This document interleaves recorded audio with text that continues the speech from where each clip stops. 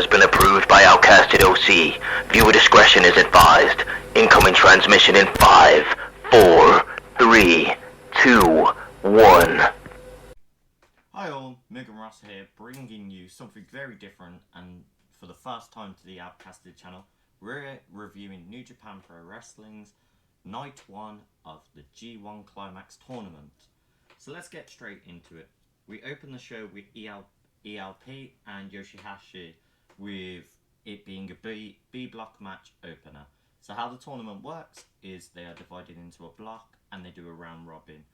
And it's based on a point system. If you win, it's 2 points. If you have a draw, it's 1 point. If you lost, you don't gain a point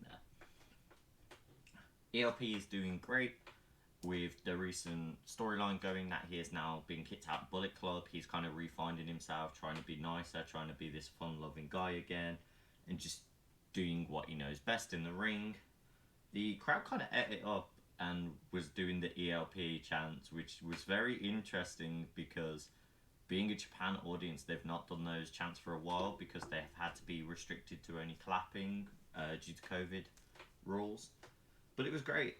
He hit a very nice UFO, but Yoshihashi also fought back crazy good and brought out new moves. No one expected him to bring out this early, especially because it's the opening match of the G1. That's a lot of the time people are only still tuning into that match. It's kind of like a pre-show match, but they really popped off and did great with it. And Yoshihashi won with some very interesting new moves and some great chops as well. I'll give Yoshihashi that. He definitely made the crowd quiet with how loud he started hitting them. To go from there, Yoshihashi has won his first match, so he's 2 points in. ELP is down a couple of points, but I feel like ELP will be a shocker. He'll start picking up the pace, getting a bit better, and he's going against Okada for the first time in the next match he has for the tournament, which is great. We then transition into Chase Owens versus Gabe Kidd, and what's interesting about this is Kidd and Owens are both in Bullet Club, but Kidd's been recently added to Bullet Club under the whole War Dogs and David Finlay. Chase Owens is still kind of that like long-lasting member that stayed in Bullet Club throughout. And Gabe Kidd just ran out, hit him with a chair, started attacking him very aggressively, did an incredible spot, which was very like reminiscent of TNA Kurt Angle's flying through the air to hit Owens. But it all amounted to nothing because Chase Owens made quick work and won. So are they doing this as a storyline? Are they trying to make Gabe Kidd look like he's going more and more insane within the Bullet Club and he's going to start trying to kick people out and Finley's going to have to step in? Who knows? But I feel like it was a quick match because they were going that way before the actual tournament started, because it was like the 2 pre-show matches you get for free on YouTube. So who knows? It seems like a story, but it's cool to see Chase Owens get some wins and get some more respect to him because he is a good wrestler and he's kind of undermined quite a lot of the time as just kind of one of the throwaway members of Bullet Club, which sucks for him because he does put in the work and he has been there since the AJ Styles era. So, you know, praise to Chase Owens on that. We then go straight into what I would say was the most difficult match to watch because of how the storytelling in the ring was with it. We go to a B-block match of Kenta, who is currently still the Defy champion, which I thought was awesome that they brought the Defy belt onto New Japan's television and did that. We have this big pop for Tangaloa because he has been a year out. He had a very serious knee injury, several knee damaging to it to a point where they said like your career is nearly out of the window. We can fuse, we can repair the knee and all its damages, but you are going to be out for a year. So he came back and the match seemed like it was going to be, you know, a very back and forth. Kenta seemed like he didn't really want to fight, kept going to the rope breaks, constantly running away, sliding out the ring, sliding back in. But as soon as Kenta got the opportunity to start attacking the knees on Tangaloa, he just kept constantly doing it. There were chair shots to the knees, kicks to the knees, dragon screw off the apron. It just didn't look good. It really looked painful watching Tangaloa suffer like that, and I really hope it didn't like flare anything. I know, obviously, storyline wise, and I know they're playing into that, and I know it's probably going to be one of those, oh, we're just playing on a tweaked injury, but also when you do those type of storylines, you can re-injure the person if you're not careful with it, and I'm worried that's going to be the situation that goes there. There was some very interesting spots because we got a 14 count on the outside. Japan do up to a 20 count, and Tangaloa was really trying to pull himself through. He really was just like, I need to get in this ring. I need to carry on. And you had Jado. It's pronounced Jado. Sorry, Jado was constantly cheering him on, saying, "Kenta, fight back! Like you gotta fight back on Kenta. You gotta fight back!" Like straight to Tangaloa, and it was very unique to see this kind of storytelling of a guy looks down and out. He's really playing on his injury, but his adrenaline's kicking in. He's constantly going for it. He gets a really interesting part where he's picked him up to look like he's about to do a power drop, but he starts spinning him around. The ref gets hit, and then Kenta's like, "Cool, so the ref's down, and I've got out of this move. I'm going to run and grab a chair." And he's just chair shotting at the knee now as well. And it was painful. When Tangaloa gets an opportunity to go for what looks like what's going to be the finish of the match, Kenta does this very unique, I'm going to pass out in the ring, and then gets back up to try and do a roll-up, which didn't really work in his favour, and Tangaloa got to hit his finisher and get the win there. But the struggling to walk back part was where my concerns were. Did he actually reflare that knee? Because there was a point where he put his whole weight on the knee, and he didn't look like he was trying to sell or like, yeah, I'm hurt from that match. There was a face of, oh god, it's twinging. So I hope he's good.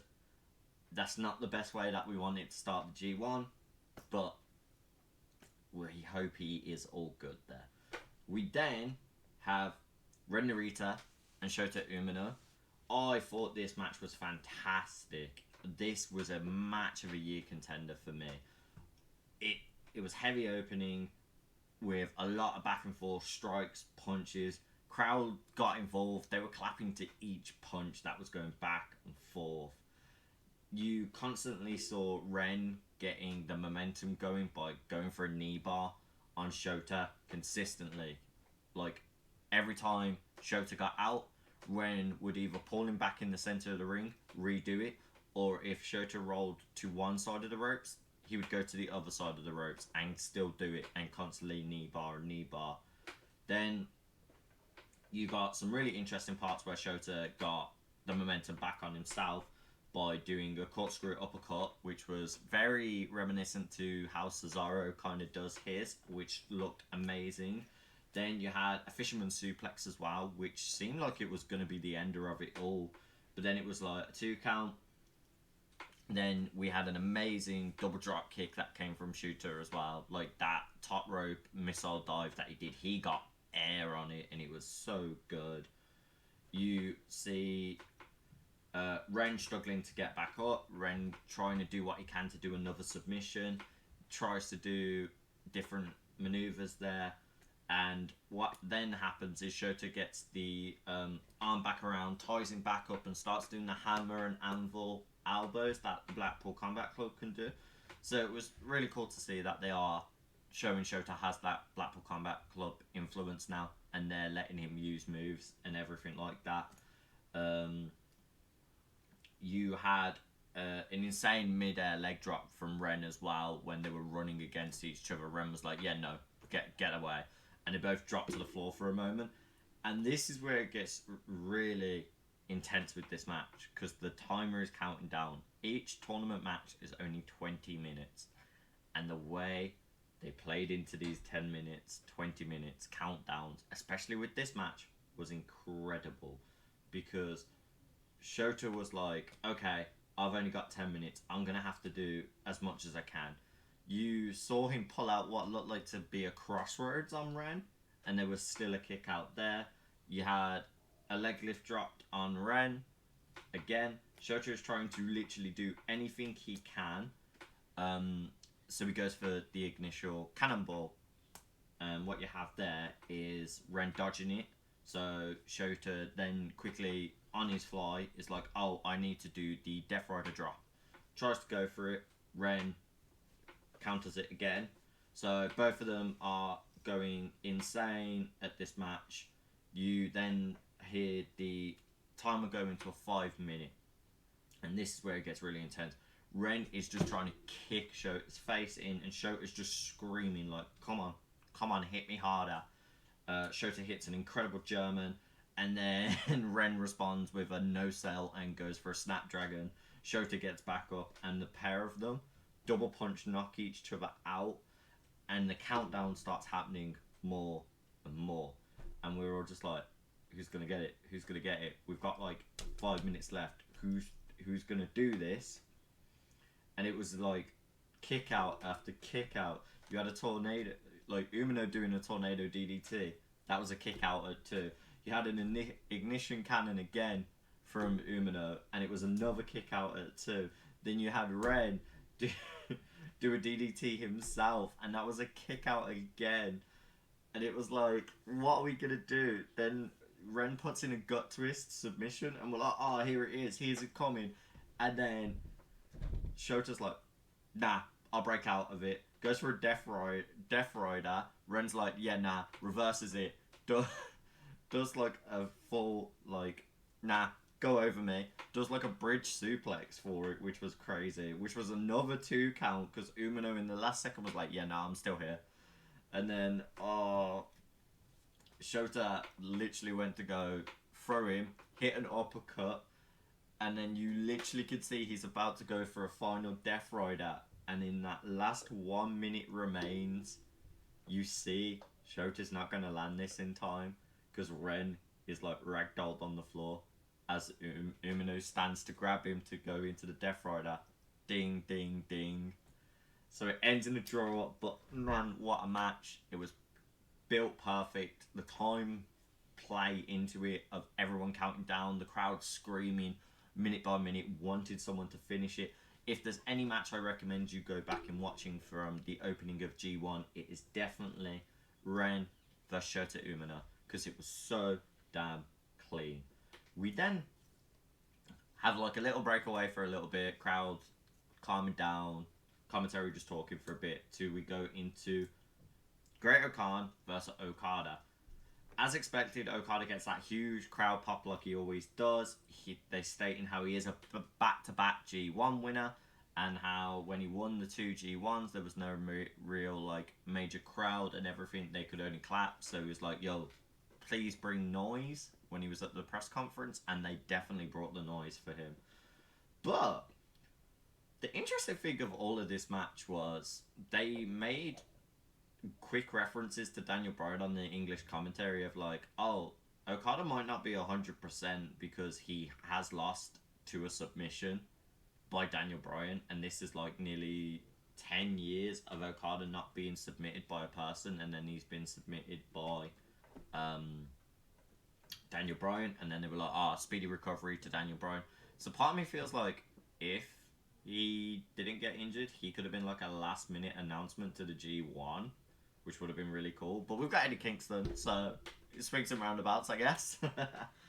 But yeah, as I was saying, this match goes really intense, and Okada really does play into the fact of, oh, Okada's been submitted? Cool, I'm a submission specialist. And he was constantly going straight for leg submissions, spin around. He was ground choking Okada, and it was very much close to like Okada's move, like the money clip, which gets played into the match later on. Okada was really desperately struggling to grab the get a rope break. He couldn't get it with his hands, so he's tried to go with his feet. Then you saw Okada just looking really dominant, starts kicking Okada while he's down, hitting vertical suplexes. And Okada really didn't get a lot of momentum going into this match. Like, Okada just dominated really early on. And he was constantly on the offensive. Okada finally gets this whole moment of Okada's hitting him, and Okada's like, I don't want to say it's no selling, because it's like they played into it like he's doing this whole superhuman adrenaline thing of he was taking each kick and it's like, that kick's weak, that's even weaker, and he starts getting up, standing up much stronger, and Okada just starts swinging back, full punches, full of adrenaline and anger, does this amazing spinning elbow clothesline because he just slams Okada to the corner and just goes for it. Then you see Okada hitting a massively sharp DDT on Okada into a flapjack, which I haven't seen in a while be used. Then Okada goes to be like, okay, we're doing submission moves. Hits the money clip, as I mentioned, which I thought was really cool to throw back. But he didn't use it as like a proper submission. He used it to walk Okada to the ropes to set up for him doing a double drop kick, and Okada just really flew outside of the ring. Then Okada grabbed him by, like, Okada has like a long hair braid. It's like one singular long braid of hair that he has. Like, grabbed him by the hair, pulled him over the barrier, and hits a DDT straight onto like the concrete ground. It's like got matting, but still, that's gonna knock anyone out, which they really did play that into. Okada's just waiting for him to see if he's actually going to come back, and a solid 13 count happens. Okada definitely runs back in, like, alright, if we're going to play like that, I'm going to put all my steam into this. I'm going to go back strong. Goes for a neckbreaker into a clothesline, which was crazy, like, fast motion. Then he looked at Okada and was like, cool, I'm just going to break you down with Mongolian chops. That's what they're called, where he does the whole scream and he'll double slam like both palm of the hands into the shoulder, like your shoulder blades here. And you just kept hitting him and hitting him and hitting him until Okada would fall to the ground. Okada then goes, cool, so now you're down and out, I'm going to hit you with a gut wrench suplex, which I was like, damn, okay, picking up Okada like that. And he took it, like, fair play to him. But Okada broke out of, like, Okada doing the count after, and being Okada, as soon as they both got up on the ground, he's going straight for the Rainmaker. Okada luckily dodges that one, and Okada gets a near free count on Okada, but Okada does his usual, no, kick out last second, goes for another Rainmaker again, it goes to fail, he moves away, Okada goes to do like his really strong like throat punch that he does, but it just missed Okada, and Okada sees the opportunity, grabs the hand, pulls him close, hits the Rainmaker, gets the free count. It's your obvious G1 opener feel good match of your guy that everyone is like in particular favourite of is going to win his first opening match, and he's basically got the confidence to say, this is all my G1 again, I'm going to win this whole G1. So it was pretty damn good. But you could tell he was still shaking up, that match was a lot closer than he genuinely did expect to happen. We now go to some of the A block matches, because I have said like there's been quite a few B block matches. We do go to an A block match, which was Yota Tsuji versus Noah's Own Kaito Kiyomura. This was great for me because I really enjoy Yota. It's nice to see Yota come back, being part of Los Ingobernables as well, and he's really getting that like superstardom like push that they're doing with him. And what I think is really cool as well is they're not shying away from doing your standard, no, this has to be traditional Japanese. They have got a lot more of that AEW gritty influence happening now, because we had Yota just look when Kaito was walking down, he was like, yeah, cool, no, instantly dives out of the ring, slams him into the barricades, and just smash like constantly hitting him, literally throws him back into the ring after he's dived and hit him, hits a backbreaker into a net breaker, and then just stomping on Kaito while he's down. and it's just constantly back and forth. You had Yota doing a couple of chops that genuinely sounded like a cannon went off. Like, Kaito looked like that ended him. He looked like he had no breath, and Yota's just laughing about it. Then Kaito finally lands a strong chop back as a response, where Yota Tsuji just kind of like rubbed off the first one, but the second one that hit, you saw him wince, and he's like, okay. And then Kaito goes, okay, if we're gonna play like that, I've now got an opportunity, and he didn't like wait around for it. He quickly does a dragon screw, and now he's doing multiple elbows, and then into Yota, and then Yota quickly goes, cool, here's a knee. And it was a devastating knee shot, really hard hitting. You could hear that like impact a mile away when it landed, and even the like commentary were like, I would not like to be on the end of that, and I think anyone would agree there. But yeah, there was a lot of flashy elbows, doing crazy spots, and very interesting back and forth with this. You could tell Yota really wanted to beat down Kaito and go very aggro, very pain influenced into him. Other great spots we had an awesome leg drop that landed on Kaito, and then a Hakan Rana and a running power bomb into a figure four lock happened to Yota. So Kaito was really bringing out like a massive arsenal, and because of Yota's size, being one of the taller dudes, I think he's like near the same height as Big Bill in AEW. He really struggled to get towards any of the ropes. You could tell these spots. And there was an interesting bit where they both rolled each other over. So trying to counter the submission to go back onto Kaito, but then it rolled back onto Yota. But because of them rolling, Yota got the chance to reach out and grab the rope. I'm just trying to find some other notes here. Give me 2 moments, guys, because there was a lot there. So we get to the 10 minutes remain, and Kaito goes to the top rope and hits quite a nice double drop kick on Yota, and Yota just falls back like clean, dropped straight away. He then goes for another German. Kaito does on Yota and does a bridge into it. So a lot of the time these guys do bridge suplexes, which is nice to see because it is a stronger way of holding a suplex, in my opinion anyway. For a 2 count, and then Kaito keeps trying to go for the tiger suplex, which was really cool because they spoke about all the Tiger Mask and who invented it, and it was the 2nd generation and everything. So that was like nice little callback and everything like that.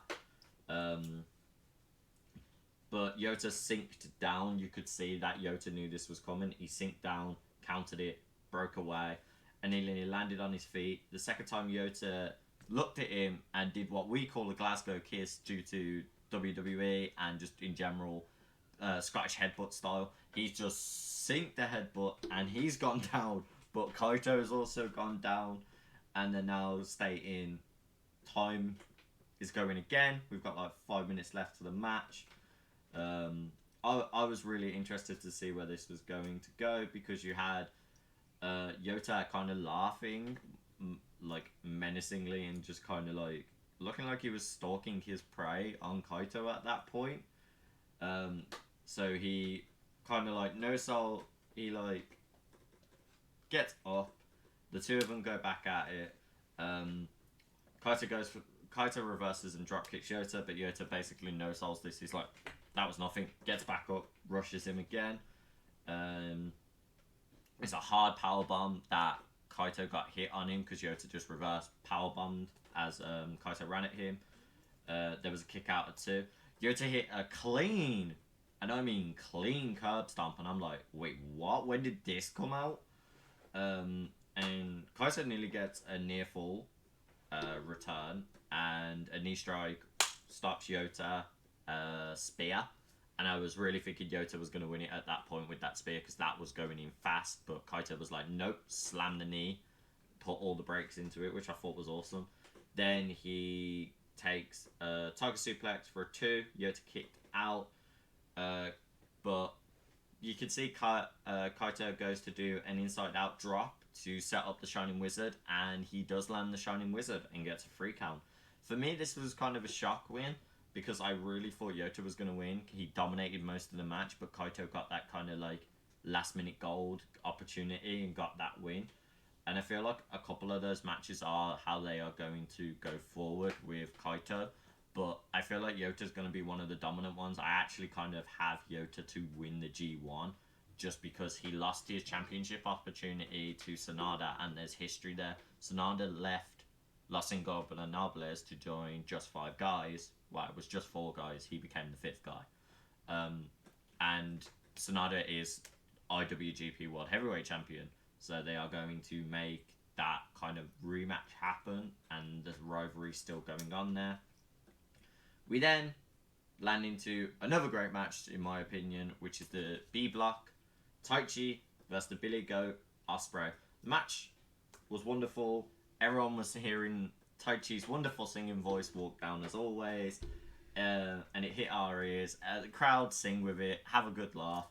But the hype for me, Ospreay walking back out to Elevated again for G1, and you just hear the crowd pop with it, and it's just a constant back and forth. Taichi chants, and Ospreay had like small responses. So I think Taichi was like a home favourite for where they were at the time. Taichi was like a really big count there, but Ospreay really didn't care. He was going back and forth with a lot of kicks. Taichi was really struggling on the outside due to moves Ospreay was doing, and just absolutely dominating Taichi for most of it. To the point it got to a 17 count, and everyone was like, oh my god, Taichi's going to lose. And we get... Yeah, so as I said, we get the 17 count, and then a coast to coast that Ospreay does to Taichi again. Then he does a net breaker on the corner of the mat, and it just looked so painful that another count happens, and he's like, "Go on, ref, count." It's like they literally stay making an 18 count to the ring. Happens, and basically, as Taichi goes to try and revenge, he tries to he just tries to chop and just throw everything out like as he could.